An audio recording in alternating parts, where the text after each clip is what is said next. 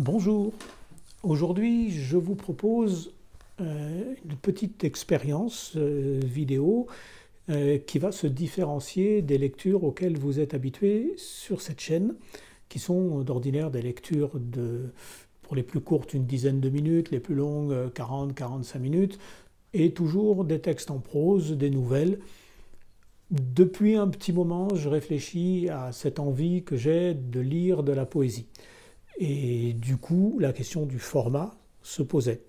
Je n'ai pas tellement envie de faire une lecture de poèmes successifs qui s'étagent sur une vidéo et qui, au final, vont atteindre 10 minutes, 15 minutes, 20 minutes, enfin, je ne sais, pour la simple raison qu'un poème est un univers en soi et que lorsque nous lisons dans notre intériorité de la poésie, il est rare qu'on les lise comme ça, les uns à la suite des autres, sans s'arrêter pour les laisser résonner en nous. Bien souvent, lorsqu'on passe d'un poème à un autre, c'est que ce poème ne nous a pas spécialement intéressés. La plupart du temps, quand un poème nous touche, on le relit. Parce qu'en soi, il est le contenant d'un ensemble de pensées et d'émotions subtiles qui demande à être goûté et qui demande surtout pas à être couru à toute vitesse. Donc c'est partant de cette idée, et puis me souvenant du format vidéo inauguré par François Bon sur ces petites minutes, qui sont elles-mêmes très poétiques, donc ça n'a rien à voir parce que chez lui c'est de l'improvisation sur une minute quotidiennement, mais j'ai trouvé cette idée de format très intéressante et je l'ai trouvée très adaptée à la poésie elle-même. Donc voilà, je vous propose, en tout cas pour une série de vidéos qui seront axées autour de Fernando Pessoa, le gardeur de troupeaux.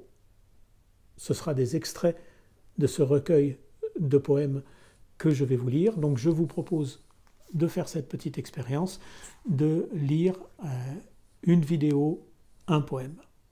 Il y en aura une série que vous allez retrouver sur la chaîne. Je les posterai, je pense, quotidiennement sur Facebook pendant peut-être une semaine. Il y aura 7-8 lectures. Et puis, donc, vous les aurez sur la chaîne, quelque chose à vous lire.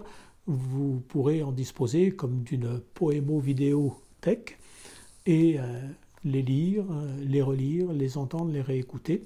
C'est aussi l'avantage quand on fait une petite vidéo comme ça d'un seul poème très courte, c'est que si vous avez envie de la réentendre, vous n'avez qu'à appuyer sur recommencer la lecture et le poème revient tout de suite. Alors que si j'avais fait une vidéo d'une vingtaine de minutes ou d'une quinzaine de minutes, eh bien le poème que vous aviez envie de réentendre aurait été beaucoup plus difficilement accessible. Voilà, j'espère que ce nouveau format vous plaira et on va commencer tout de suite. Donc le gardeur de troupeau, oui, que je précise un petit peu. Je l'ai choisi dans cette édition-là parce que c'est la dernière traduction en date de ce recueil de poèmes. La précédente, c'est celle que nous connaissons toutes et tous et à laquelle nous étions habitués, celle des éditions Gallimard dans leur collection Poésie. Elle avait été faite dans les années 60. Or, dans les années 90, un manuscrit a été trouvé faisant état de modifications du texte de Pessoa. Donc, il fallait bien qu'un jour, il y ait une traduction qui fasse honneur à ces modifications. La voici. Elle est donc parue en 2018 et c'est donc elle que je vais lire.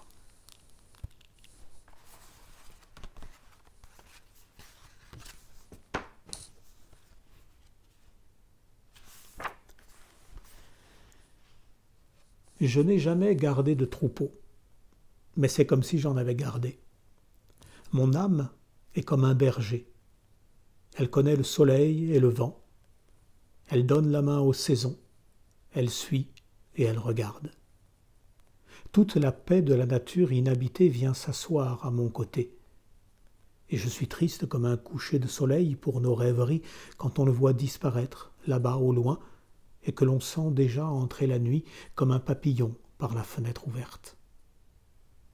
Mais ma tristesse est tranquille.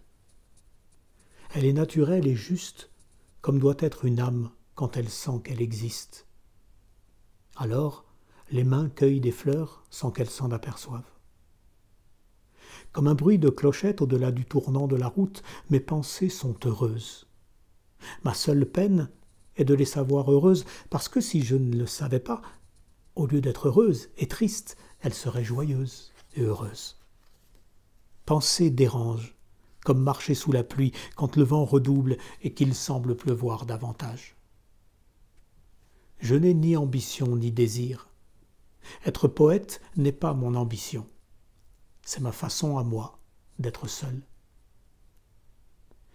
Et si je m'imagine parfois être un petit agneau, ou bien tout le troupeau quand il s'éparpille tout au long de la pente pour être 1000 choses heureuses à la fois, c'est seulement que j'éprouve ce que j'écris au coucher du soleil, ou quand un nuage passe sa main devant la lumière et que dehors court un silence sur l'herbe.